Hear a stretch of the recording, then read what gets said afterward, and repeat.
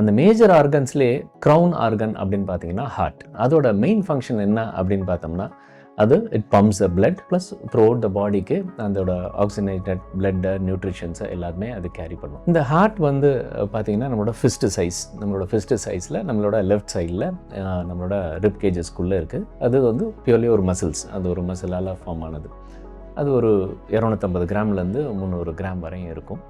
அது எப்போ துடிக்க ஆரம்பிக்குது நம்மளோட வாழ்க்கையில் அப்படின்னு பார்த்தீங்கன்னா, இந்த கரு உருவாகி, ஒரு தாயின் வயிற்றில் கரு உருவாகி அது 3வது வாரத்தில் வந்து ஒரு ஃப்ளிக்கரிங் ஆக ஆரம்பிச்சிடும். பட் நம்ம அதை ஸ்கேன் பண்ணி எல்லாம் பார்த்தோம் அப்படின்னம்னா அதில் கம்ப்ளீட்டாக தெரிகிறது வந்து ஒரு 5வது வாரத்துலேருந்து 6வது வாரத்தில் நம்மளுக்கு வந்து ஒரு கிளியரான ஹார்ட் பீட்டை நம்ம பார்க்கலாம்.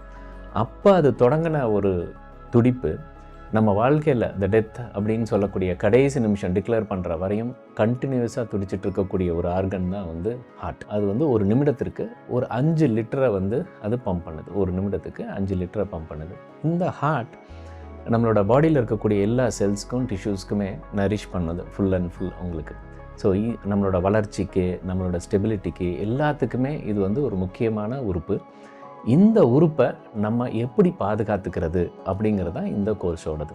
ஸோ அதில் ஏதாவது ஒரு ட்ரபிள் இருந்தால் அதை எப்படி குணப்படுத்துறது, அந்த பிரச்சனையே வராமல் எப்படி ப்ரிவென்ட் பண்ணுறது தான் இந்த pulse of life heart rejuvenation course.